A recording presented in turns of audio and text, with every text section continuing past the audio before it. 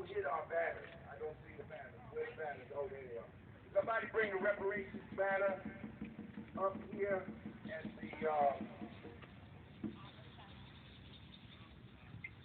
the reparations banner, and we want economic justice. Bring those two. Bring those two. Stay in there. Just shuffle the cards, like cards. Just shuffle it. We want economic justice. Should be like kind of on the top. Yeah, bring that one up here. Bring that on the top head. Yeah. There you go. Fox, how you doing, man? Yeah. Yeah. Yeah.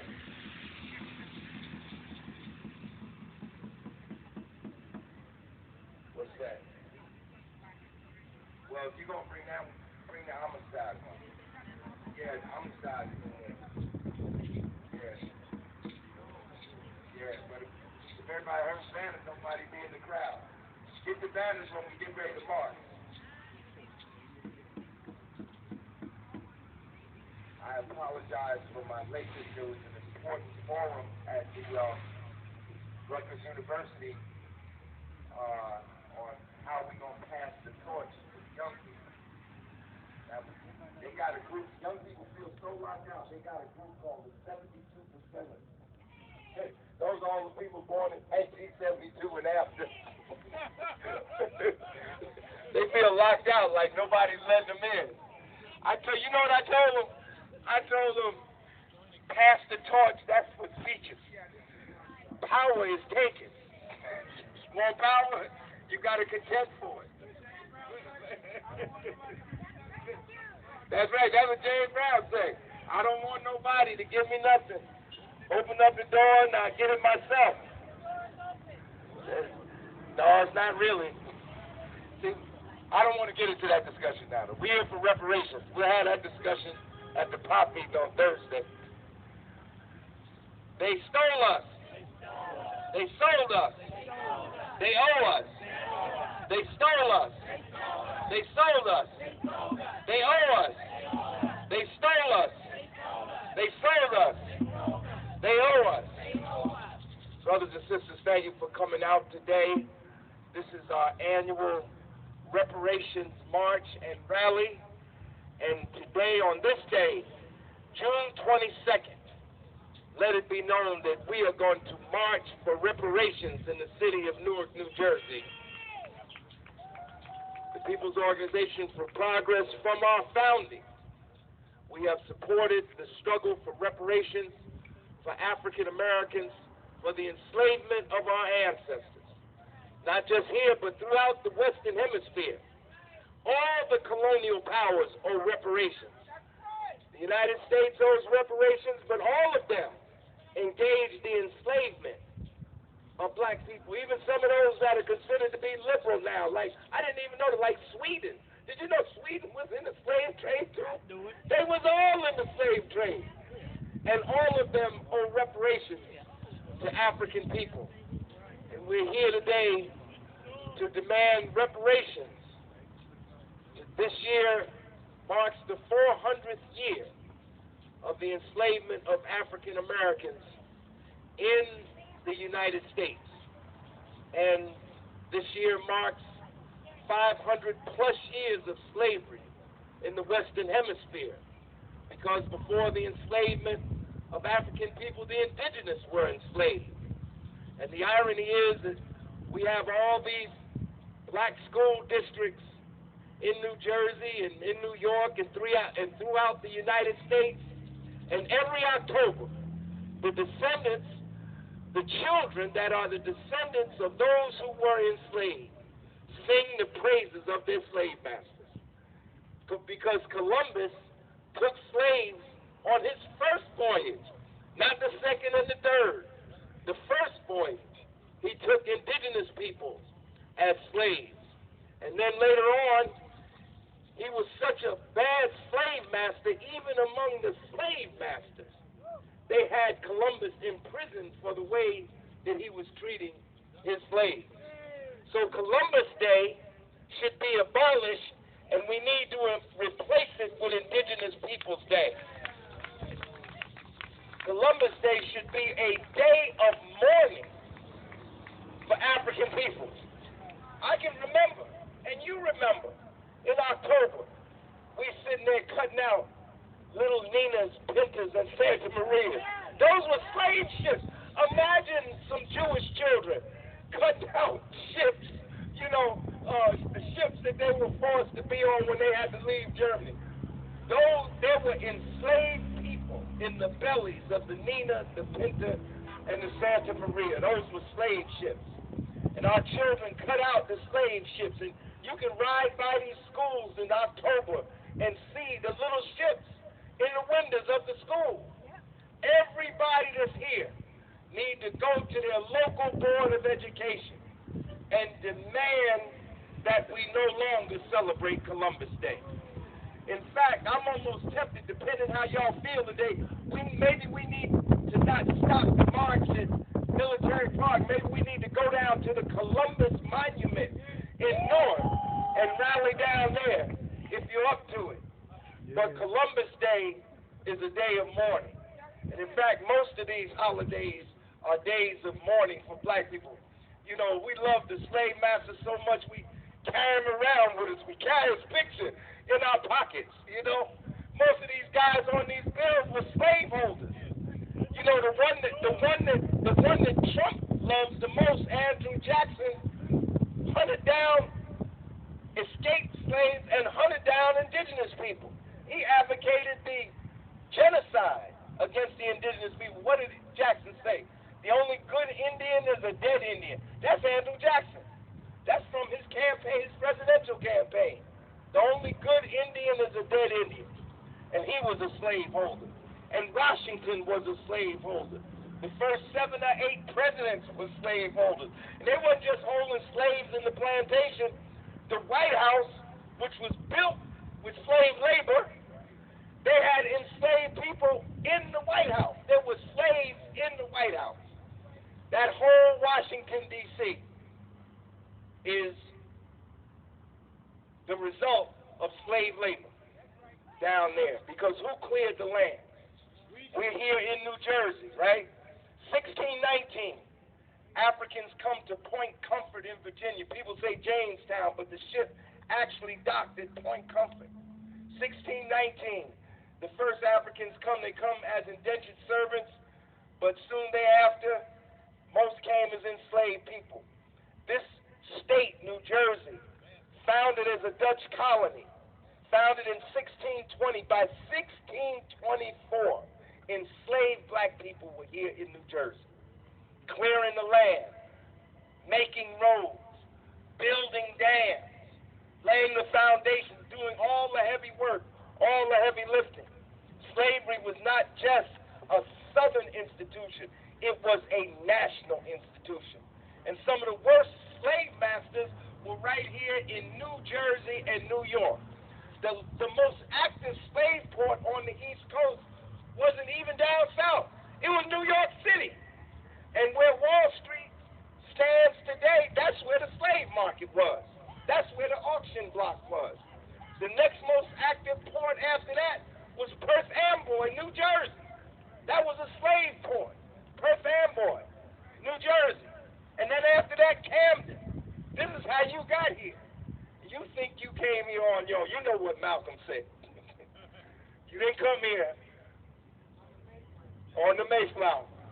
You didn't come here on the Carnival Cruise Line. You didn't come here on the Queen Elizabeth II. You came here in slave ships. Ironically, ships named Jesus and Mary. That's something to think about, right? We could say a lot more about that. But people who were here in the United States, Du Bois says in his book, Suppression of the West African Slave Trade, that nearly 100 million Africans were taken out of Africa. But most died in the Middle Passage. So initially, by 1860, there were 4 million enslaved people here in the United States. The record books say that in 1860 in New Jersey, that there were nearly 15,000 enslaved people on record. And one of the most active counties in New Jersey for enslavement was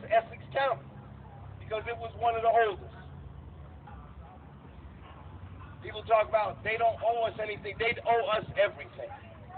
Owe us everything. The largest amount of capital in 1860, larger than industrial capital and banking capital combined, was the investment in enslaved people. And if we were to calculate what's actually owed us from their stolen labor, 400 years of stolen labor, it would be in the trillions of dollars. But don't tell me it's too big to pay. I want my money now. Don't tell me we don't want it. I want a damn check. You know about how it's not about the money. It is about the money. It is about the money. We might ask for some other things in addition to the money, but it's about returning the wealth that was stolen from us. If you watch the hearings on H.R. 40, Ta-Nehisi Coates said that reparations is about theft. They stole the wealth. They stole the land, and they stole the labor. And that's why we're here today. Black people have been demanding reparations even before emancipation. There were black leaders talking about what was owed to black people. Even at the point of emancipation, they knew we were owed. That's why when Sherman went down there on his march south, he expropriated land of slave masters. Maybe, Omawali, 400,000 acres? Even before H.R. 29, they took the land from the slave masters and gave it to them. Just like that. One order, General Order 15. I don't think it was one page. Those who have been in rebellion, your land is hereby taken, and we're giving it to the people that work the land. That's what they didn't tell people in Galveston on Juneteenth. They told me free. You're free. You know what Frederick Douglass said? It was freedom to want, freedom to hunger. That's because that's what really happened after enslavement, was the near re-enslavement or re-enslavement of black people. But Sherman issues General Order number 15, expropriated 400,000 acres of land. Thaddeus Stevens and the other radical Republicans put forward H.R. 29. H.R. 29 said enslaved people or their survivors, if they fought in the war, would receive 40 acres and $50. It was passed in the House, and a version of it was passed in the Senate. Lincoln is assassinated. Andrew Johnson from Tennessee, who although was the vice president, was a Confederate sympathizer, immediately issued orders that all the land that had been expropriated during the Civil War was to be returned to the slave masters, and he vetoed H.R. 29. And we've been fighting in various stages and in various forms for reparations ever since. Randall Robinson wrote a great book that everybody should read, The Debt, but he wasn't the first one. I'm telling you, you go back to the 19th century, and black people were advocating for reparations. There was a pension movement immediately after the Civil War, that not just the soldiers, but that the enslaved people should receive pensions. They wouldn't even do that. But a debt is owed until it is paid. We want reparations, and we want them now. And we will keep demanding reparations. 2 years ago, Congressman Payne spoke at this rally in this place and pledged that he would become a co-sponsor to the reparations bill. And I'm glad to say, officially, Congressman Payne is now a co-sponsor of the reparations bill. Congressman Payne from the 10th District here in New Jersey. He's on the bill. We had to stay on it because he didn't get on there right away. But he's on the bill. And as you know, Congressman John Conyers introduced this bill. It was reintroduced for almost 30 years. Congressman Conyers is now retired from the Congress, and that great sister has taken it over. Congresswoman Sheila Jackson Lee has taken over the crime sponsorship of the reparations bill, H.R. 40. And you know why it's 40, right? That's right, 40 acres and a mule. So we're here today to demand reparations, and we're joined by our allies from various places. I'm glad they came over today. Give everybody a hand that came today. And the first one I'm gonna call two of them, as a matter of fact. Let both of them speak. I'm gonna call brother Omar Wally Clay from the December 12th movement, and brother Roger Wareham, who is actually involved in the legal fight for reparations. So y'all come forward. We want both of y'all to speak. Give them a big hand. December 12th movement. And also, while they're coming forward,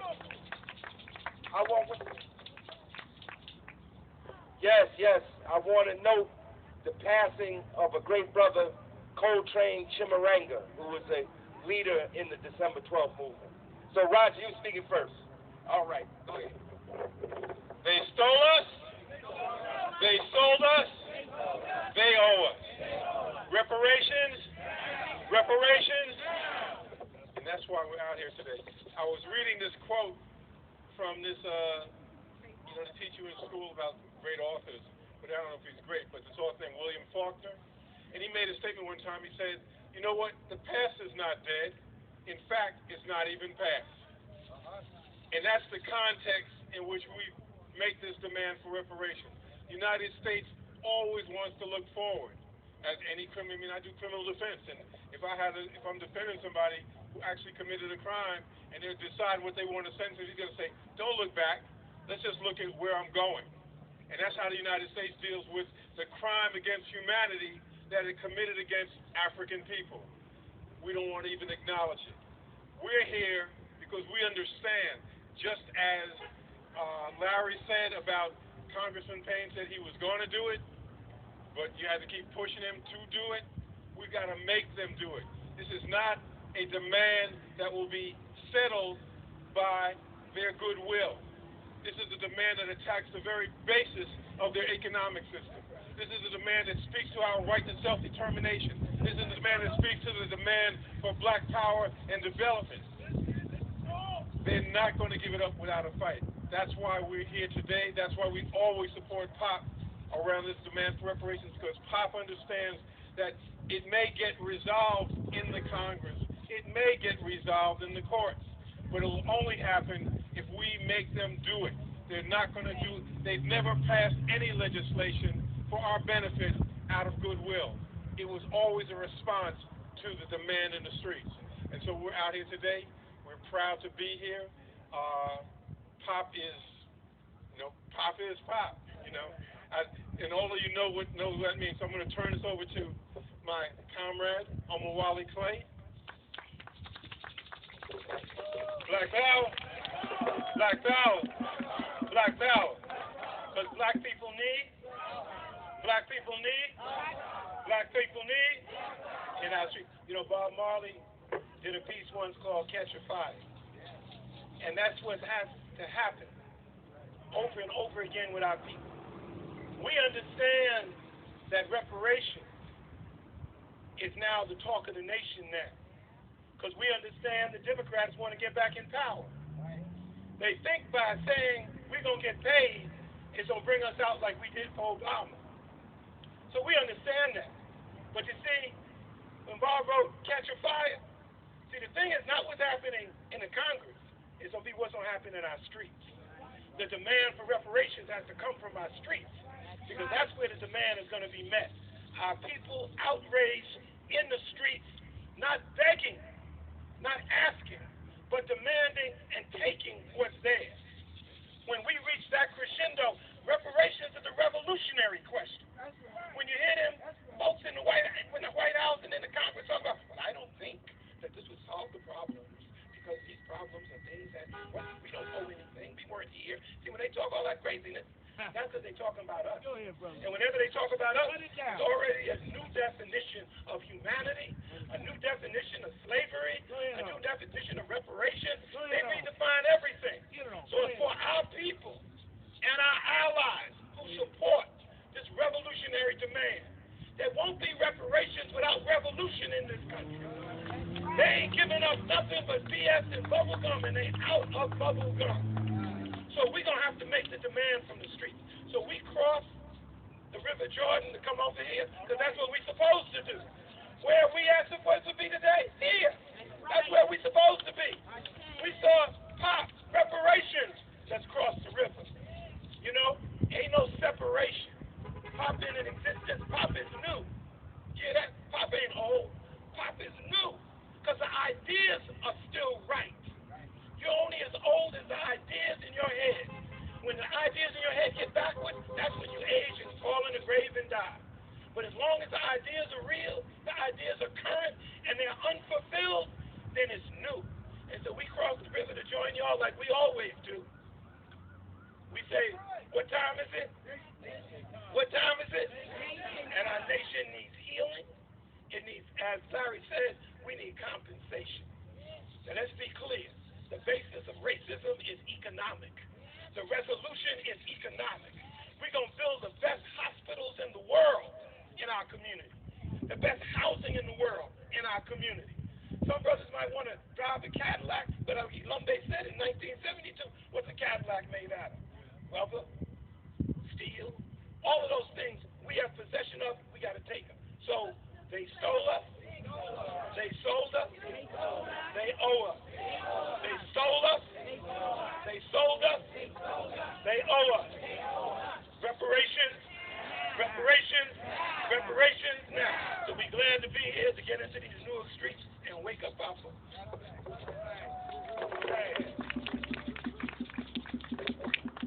All right. The next person. Now we're going to have a few speakers here because we want to get the march going. We're going to have a few here. Then we're going to have the rest when we get back. So if you don't get to speak here, you get to speak when we get back. And understand, we demand reparations not just for enslavement. We demand reparations for all the damage that has been done to us from 400 years of racial oppression. We demand reparations for enslavement.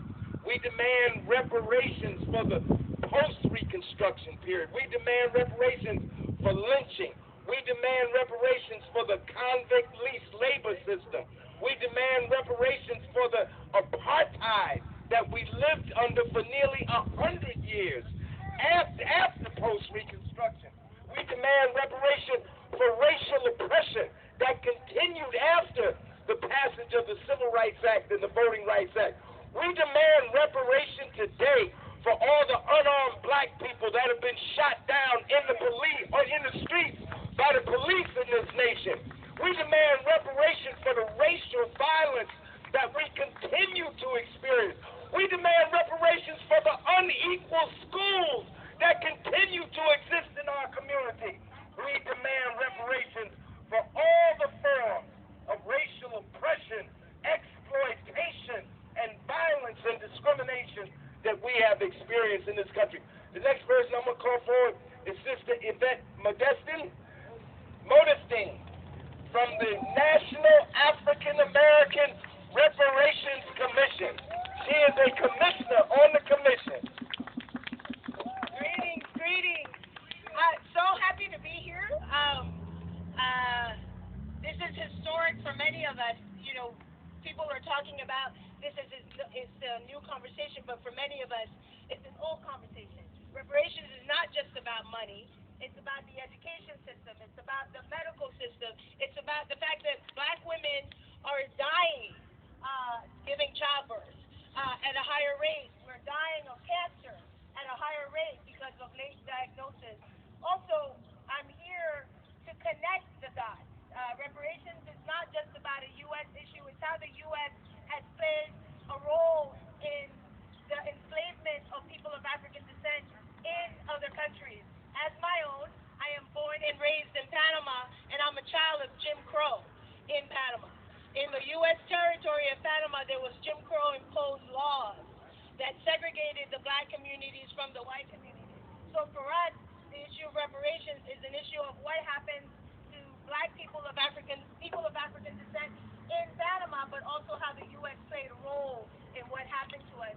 Also, to keep in mind that when we talk about Black Lives Matter and what is happening to people people of African descent, black people here on the streets in the U.S. Before that, black people in Brazil have been killed. The higher numbers of people now killed around the world, black people, are in Brazil. Actually, yesterday, a colleague was just killed in Colombia, and the issue of Colombia is the fight for land. There's actual ancestral land law written in Colombia, and all people of African descent and indigenous people are killed on a daily basis in Colombia for the same reasons we're standing here. Right now, as in 2019, the number is at 145 activists of color, Afro-Colombians, have been killed for some of the same reasons that we are standing here today. So for me, as a reparations commissioner, as an activist, Black Liberation Council, all of it, it's time for us to unify what it means to have a common black agenda. That when I say nos robaron, nos vendieron, y nos deben dinero, does not mean any less because I say it in Spanish. Because I can still say it in English. They stole us, they sold us, and they owe us, and the still message is still the same. Give a big hand. Give a big hand. Is Minister Hawk here? Is he here? He's not here yet. Okay, he'll be here. The next person I want to call is another sister. She's a member of the People's Organization for Progress, but she's also a representative of the Black is Back Coalition, Sister Lisa Davis. Give her a big hand. I got it. While I'm holding this banner, I want somebody to take a picture. That's right. That's right. Black is back! Black is back! God damn, Black is back. And there's a reason why it is called the Black is Back Coalition for Social Justice, Peace, and Reparations. That name, Black is Back, was chosen because we are proud of the revolutionary struggle of the Black liberation movement. And because that they were so revolutionary all throughout our existence here, they are the ones who really, really pushed the envelope so that we could make some of the gains that we have. We're not watering anything down. We tell it like it is. So that's the reason why it's called Black is Back. I'm also a member of the People's Organization for Progress. I am so glad to be here today, and like Larry Ham said, we know that this is not all that it's about, but how, yes, it is about money. We're not bartering for reparations. You can't sit there and say, oh, well, what I'll do is we won't have the police kill you anymore, and that should take care of everything. That's a crock of BS. In fact, the Amistad law, which was passed in New Jersey about 20 years ago, they passed this law. They said, yeah, we'll pass a law saying that you have to implement Black history in all of the schools throughout New Jersey. And that was a good law on paper. But it was passed without any budget, without any dollar amount attached to what it would take to implement it. And as a result, today, it has not been properly implemented. So there's a dollar amount attached to everything in this capitalist society, and I want every damn red cent owed. Yes, it is about money. Ain't no shame in my game for saying that. Now, I just want to also talk about a few other things that I think is very important, because as we know, the opponents of reparations like to start with from what I call brown stupid when they are arguing against reparations, because they will say some of the most ridiculous, nonsense, nonsensical blubbering. And one of the things that they're talking about is, well, we shouldn't have to pay reparations because white people fought in the Civil War. We had a Civil War about it to end slavery. That is nonsensical, because if all white people were for ending slavery, you would not have had to have a Civil War. You would have just enter some kind of constitutional amendment or whatever. You had the Civil War because they wanted to keep the institution of slavery. And there were like 3 factions within that Civil War, and we've got to honor what our ancestors did. You had the South who wanted to preserve slavery. The Confederate States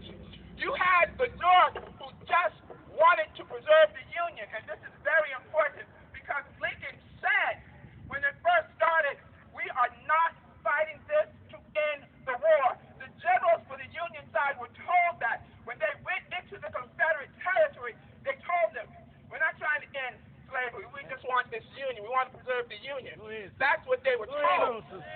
Now, we got to be clear about that. But what happened was, because when them generals and all that were going into them Confederate states, they were met with such hostility.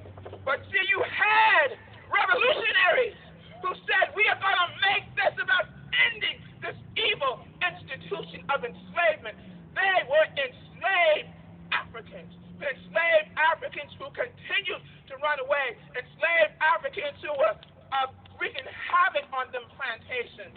And they came to some of Lincoln's generals and they're like, look, if you don't take advantage of our wanting to join this union and fighting to end enslavement, what the South is going to do, they got plans to use that slave labor to help to fortify their enforcement. And that's when, and they had all this information about how to do them plantations, how to get up in there and everything. And that's when Lincoln's generals were like, well, hell, we won't send you back. We will call you contraband of war, because the North has told them to send them back. But you don't have to send back contraband. And also another thing, you had enslaved states who were still practicing slavery that were on the Union side. Lincoln didn't want to alienate them. So the reason that slavery ended is because of us, our ancestors. Our ancestors did that, and the North was on the verge of losing the war. The Emancipation Proclamation, which did not free anybody, was a call to arms, a call to get more enslaved Africans to join, to say we will not send you back. So that's very important. We are the liberators. We have been looking for it. We got to honor those soldiers. We've got to honor them. They are the ones who brought down this system of enslavement, and they seized every opportunity to do it. Those are the ones we owe our freedom to. They seized the opportunity that they saw with the Union side, and the Union also seized an opportunity that they had with them. But we made it about ending chattel slavery, and the North was on the verge of losing the war. And just one other thing as proof in terms of how valuable our soldiers were was that the South eventually said, we'll offer you freedom if you fight for us. It was way too late then, and it didn't happen. And then just one other thing in terms of the bravery and the strength of these soldiers. You had the guns that they used back then, I think they were called mullet guns or something. Musket guns, right. So those musket guns worked so that when you ran out of bullets, you could fight with the musket guns. Well, our freedom-fighting, enslaved Africans, they were no match. The white soldiers were no match for them because they were strong and they could fight. So when they ran out of bullets, they could still kick butt, and they did. Thank you so much. Reparations! Your sister Lisa, hand, give her a big hand. I had to help out by saying country band. We'll call on another one of our allies, the Surge Organization. Come and make a statement. Danielle, give a big hand. Hey, everybody. I'm a little nervous, so I've got some notes. But, firstly, thank you for having us to POP and the tireless efforts that you all make towards reparations and black liberation. Surge is showing up for racial justice. We're the Jersey chapter of a national group, and we believe in black liberation and civil rights. We are mostly white folks that are accountable to black organizers in their community, and we want to put our privilege to good use. And we know that that's in favor of reparations.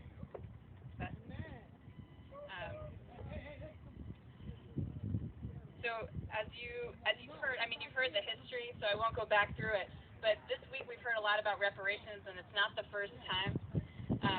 Throughout, prior to the Civil War and after the Civil War, during Black Reconstruction, there were black folks that were making huge strides in their community that white folks actually benefited from a lot, including public schools, social institutions, hospitals. again, black labor without the thank you, without anything from white folks. And we understand that the black community has been betrayed by white folks and by the government, and we want to try to rectify that as best that we can. And there's not many white faces in the crowd, and so that's our work. We need to get at our cousins. We need to tell them why this is important to us as well. Because as Ta-Nehisi Coates has said and others, we can't heal as a nation until we've really settled this horrendous history and the trauma intergenerationally that has happened because of this. And so I'm asking my fellow white people, which is, I guess, are the folks from Surge and some people from POP, to get at your cousins, to have these conversations, and to bring people out here to use their privilege in a positive way. Thank you.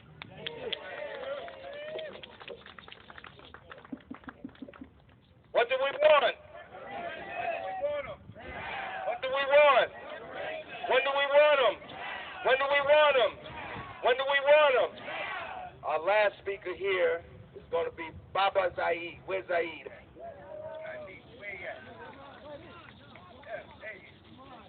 Baba Zaid, come forward. Some of y'all have been with me for a long time.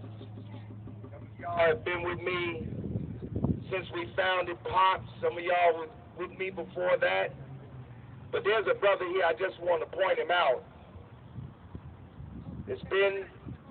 Was with me in the beginning, 48 years ago, when we were students and formed the New Art Student Federation.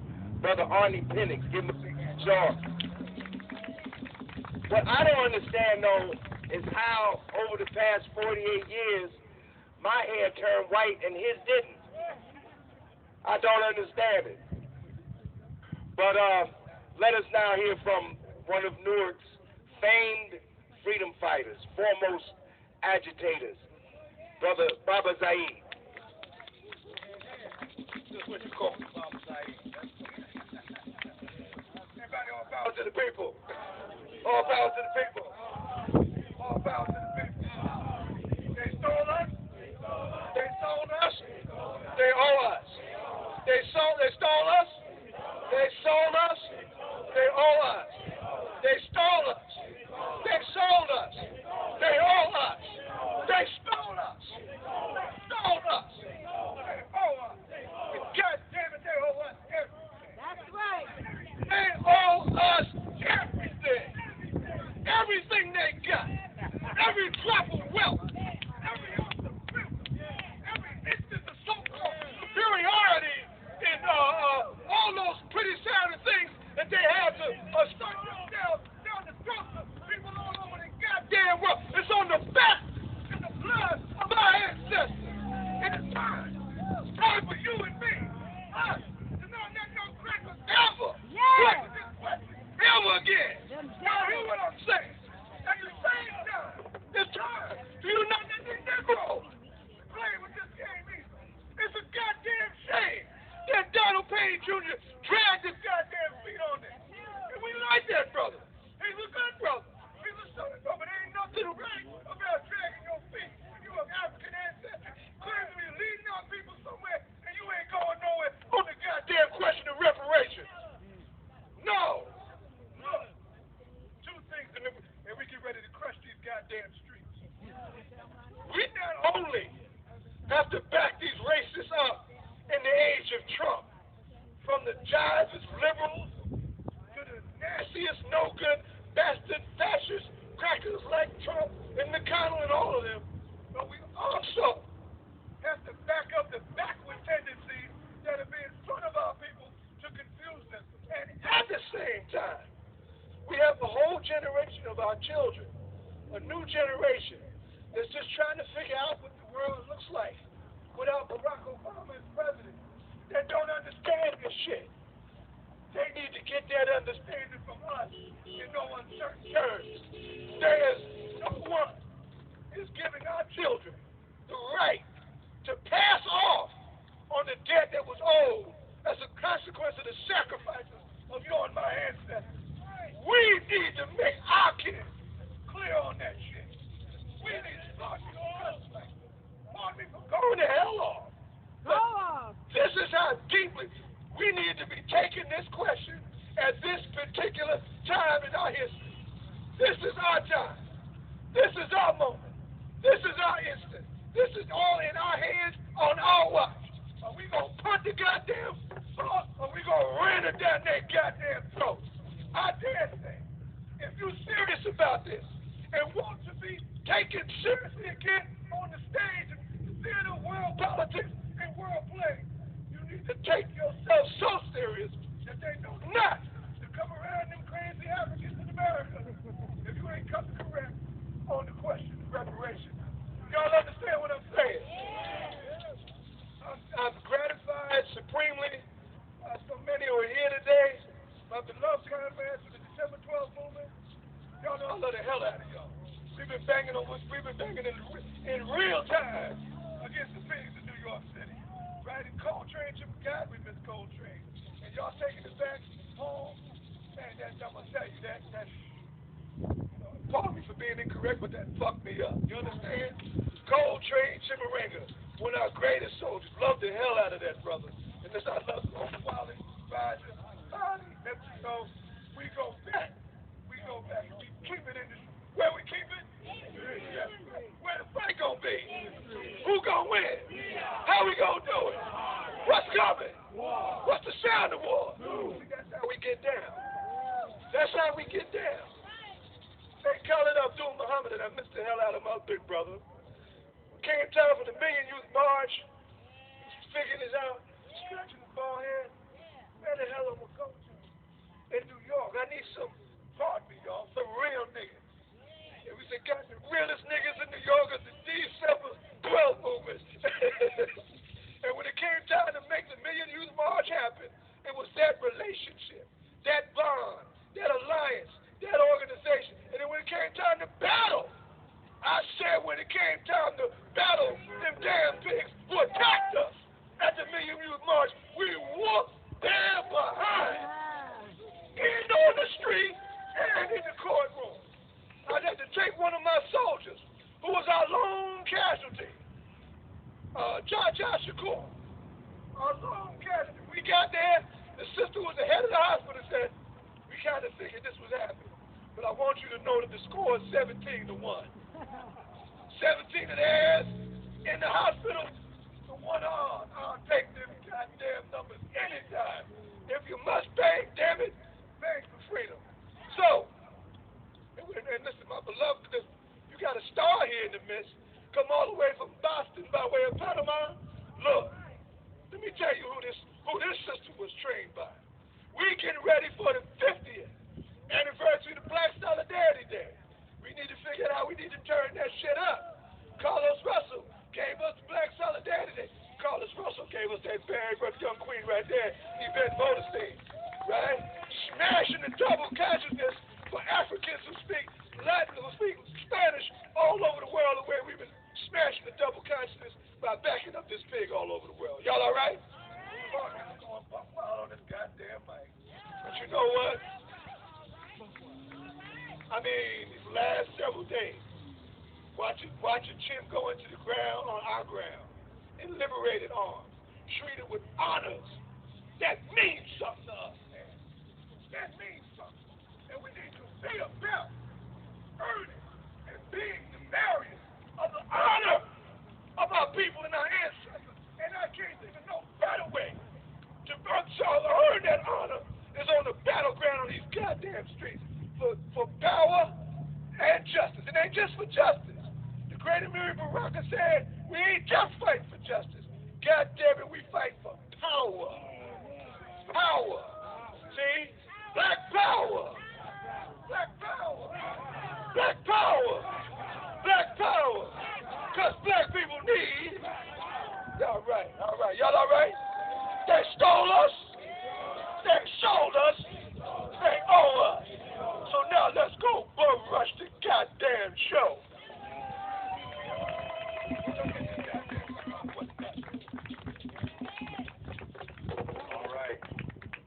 All right, give Baba a hand. I called Baba, mean father. He father like me. He got daughter. That's right. I also wanted to mention, I called him by his government name, as they say, but his African name, Arnie Penix, was Mwalimu Sadikifu, and he was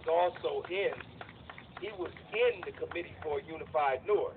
When I actually met him, he was already in the Committee for a Unified North, which was the organization established by Amiri Baraka. And believe it or not, the headquarters of the Committee for a Unified North, 502 High Street, was right here, was across the street, was at the corner where St. Benedict's Gymnasium is now, right there on the corner of Martin Luther King and Springfield Avenue. On that corner was Nyumba ya Ujamaa, which was the bookstore, and Hikalu Umoja, which was what people in the street call it 502. 50, because that was the address, 502 High Street at the time. But that headquarters was right there. And if you stood in front of that headquarters on any given day, you would see leaders of the Black Power movement and the Black Liberation movement coming through there every day. I mean, like every day, somebody different would be coming through there. And at Hikalu Umoja, that's initially where we had soul session every Sunday. That's where we would have a rally, and Baraka would speak, and the different leaders that he would bring to Newark would speak. But we're going to remember him in a special way on the anniversary of the Newark Rebellion, which is almost 2 weeks from now. July 12th will be the 52nd anniversary of the 1967 rebellion. As we get ready to pull off, I want to say some additional things. Of course, we demand the passage of H.R. 40, and we are glad to see that there was an official hearing, the first hearing in 10 years. I heard some commentators on radio saying this was the first hearing. It wasn't the first hearing. It was the first hearing in 10 years on H.R. 40. And I want to make you aware that there is now a Senate version of H.R. 40. For a bill to become law, it has to pass in both houses. So now there is S 1083, which is the Senate version of H.R. 40, and believe it or not, it was sponsored by Cory Booker. You know, now I'm sure he has his own reasons, but the fact of the matter is that a bill can't become law unless it's in both houses. That's politics. Strange things happen in politics. But nonetheless, it does objectively, regardless of his subjective reasons for doing it and our subjective perspective on why he's doing it, it does strengthen the reparations movement, because now there's a possibility, we're closer to the possibility that the bill might be passed. I also want to make you aware that about 12 years ago, Assemblyman Craig Stanley, who is also an ally of the People's Organization for Progress, he's no longer an assemblyman, he actually sponsored a New Jersey state version of H.R. 40, a Reparations Act. Today I am calling upon the legislators from this and other districts that represent black people in New Jersey to revive Senator Stanley's Reparations Commission bill for New Jersey. It actually got out of committee, but they did not put it to a vote on the floor. And I would urge everybody, if you're here from different states, to demand that your states pass Reparation Commission's bill, because slavery was not only sustained by federal law, it was even more so sustained by state law and local law. So we need to have state versions of H.R. 40. So we need one in New York. We're calling for the revision and the revival of the one in New Jersey.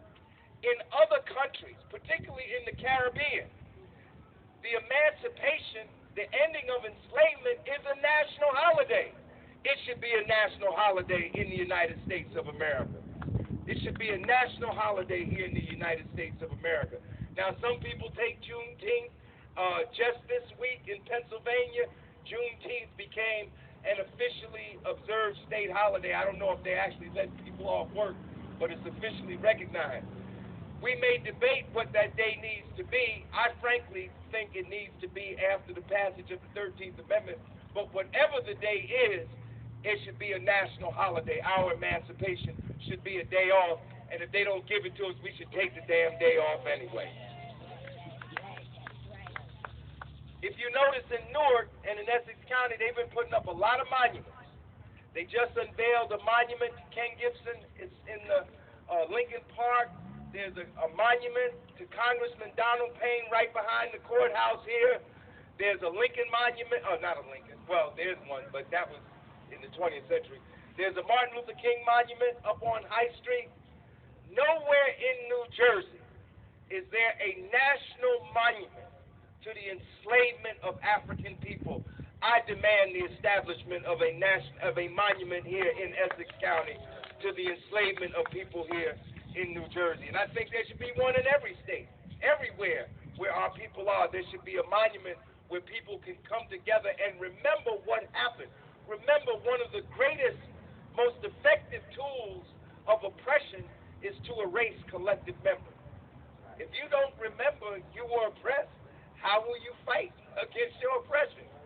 And that's what monuments do. They give us an opportunity to recall history and to have ceremonies. You see, Brother Sadkifu is holding to implement the Amistad Law.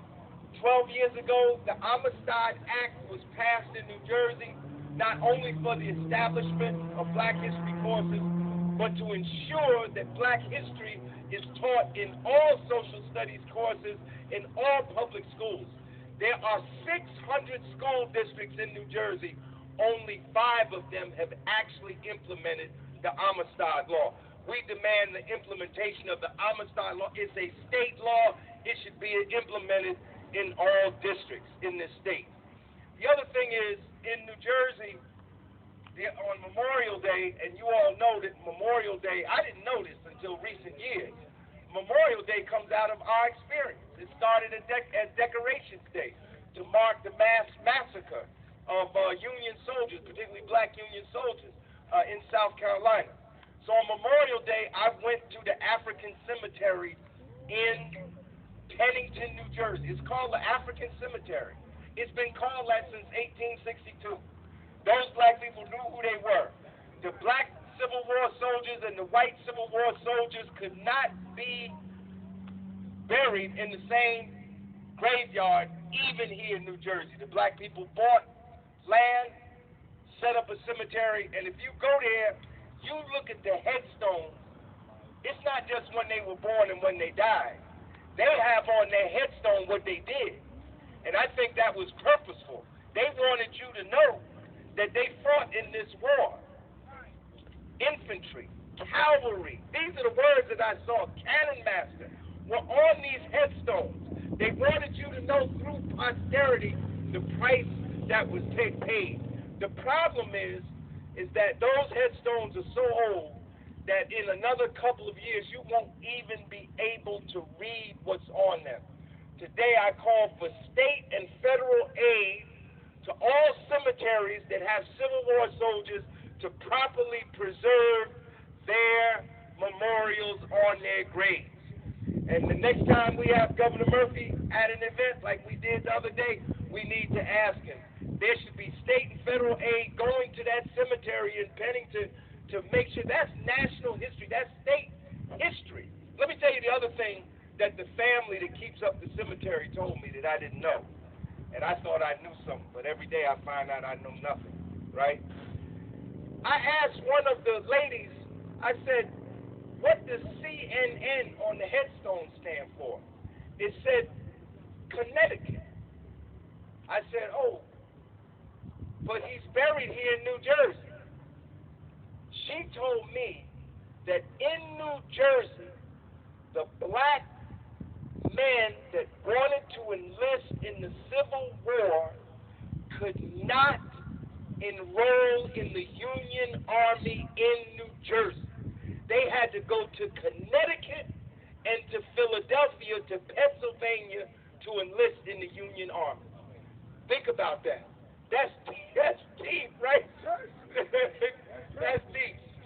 So we need to have these cemeteries kept up properly because they are part of the state history and the national history. Lastly, this is not the last thing, but Ingrid is giving me the cut my throat sign. Lastly, all Confederate monuments need to be removed. These are monuments to white supremacy and to racial oppression. And believe it or not, there are Confederate monuments in New Jersey. All you got, yes. But they're hidden. They're not hidden. They've been here so long, people don't know that they're here. If you go to the National Registry, you will see the Confederate monuments, and I'm sure there's some in New York. All Confederate monuments should be removed. All of them should be removed. They are monuments to our enslavement and to white supremacy. But we're going to start lining up. But as we line up, I want to bring Reverend Alan Simmons here. Reverend Simmons, come on forward. Say a word. Reverend Alan Simmons, give him a big hand. He's here. One of the pastors. What do we want? When do we want it? What do we want? When do we want it? They stole us. They sold us. They owe us. They stole us. They sold us. They owe us. Come on, give yourselves a big hand for being out here today. Glad we were able to come out here today and support this event. I believe that today this is one of the most important times that our young people need to be here to hear what's going on. Reparations is an important thing. And this country needs to be awoken to the fact that we cannot have a repeat offense. In our past, we had situations in the Civil War. After we came out of slavery, there were things that took place where we were promised 40 acres and a mule, and it never happened. And the $50 too. We were promised that certain things would take place, and it never happened. In my experience, I found out that if you are in a relationship and you have done something wrong to your spouse, it's going to be difficult to go to sleep at night if you don't correct the wrong. Something has to be done. Something has to be said. Something has to be stated to correct the wrong. Because usually if you don't correct the wrong, it's going to be a repeat offense. And from what I found out, after the Civil War, there were many repeat offenses that took place. Did they commit a repeat offense in Tulsa, Oklahoma? Did they commit a repeat offense in all of the activities that took place in Jim Crow?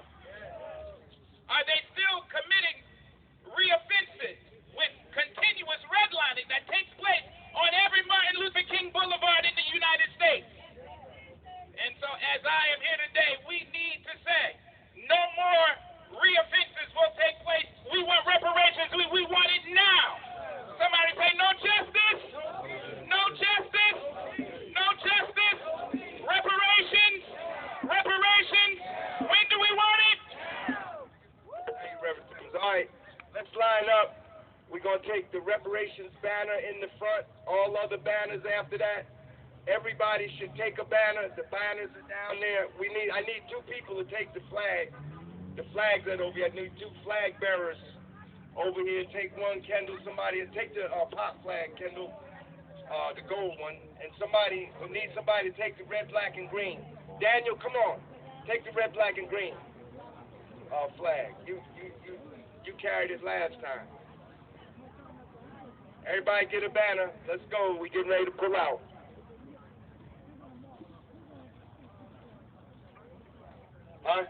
The route, we're going to march straight down Market Street. We're going to make a left on Market. We're going to go to Raymond Boulevard, turn around and come back down Broad to Market and back up Market up here.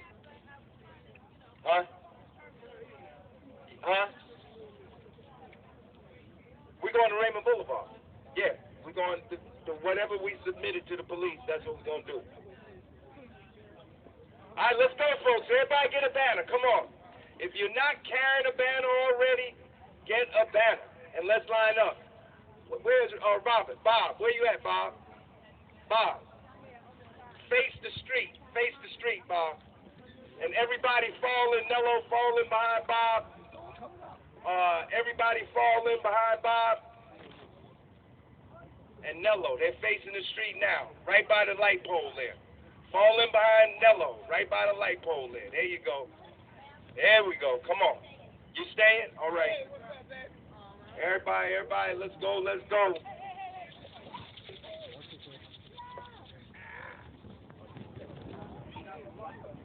Two abreast.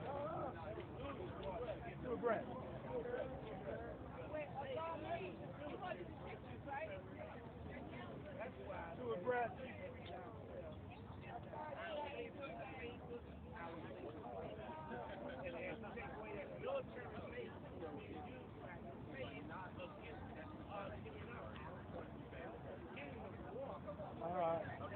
Now, over here.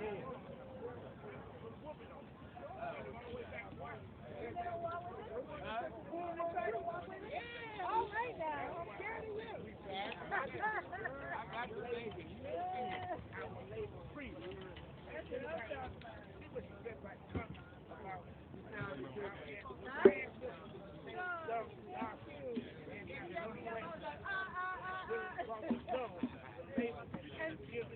He was like, you know, you might stop it. I'm like, why?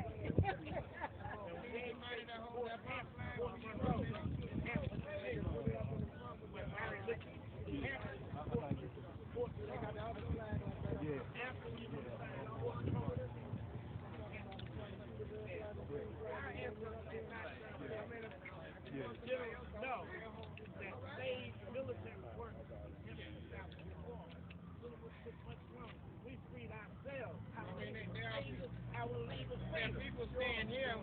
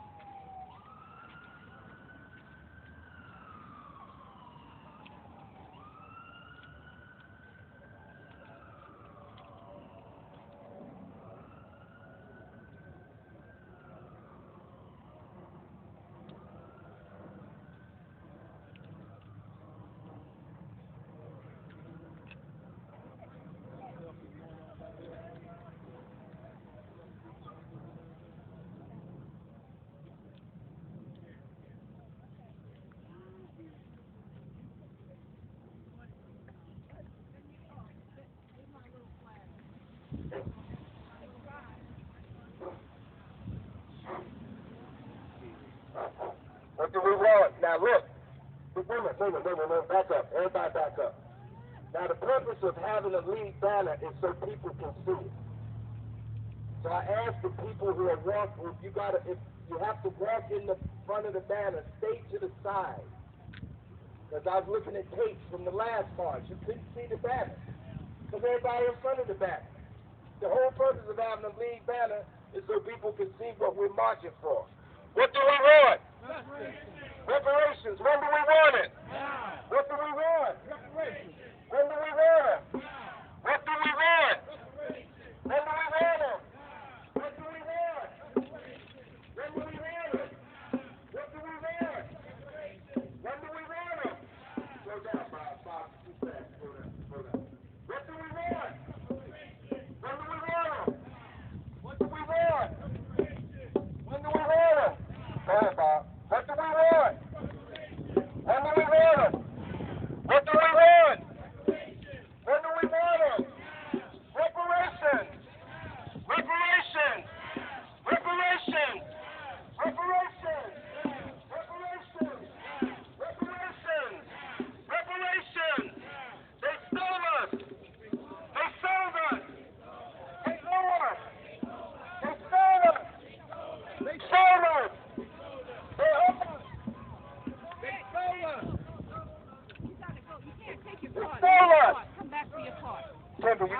You either got to let somebody else flag the flag. So Kendall, push his card. Let Kendall push his card. Somebody else got to take the flag. Kendall, give somebody else the flag. Give it to Ingrid. Give it to Ingrid. Give it to somebody. Push your card. They stole us. They stole us. They own us. The front has to slow down a little bit. Slow the front down a little bit. I see a gap already.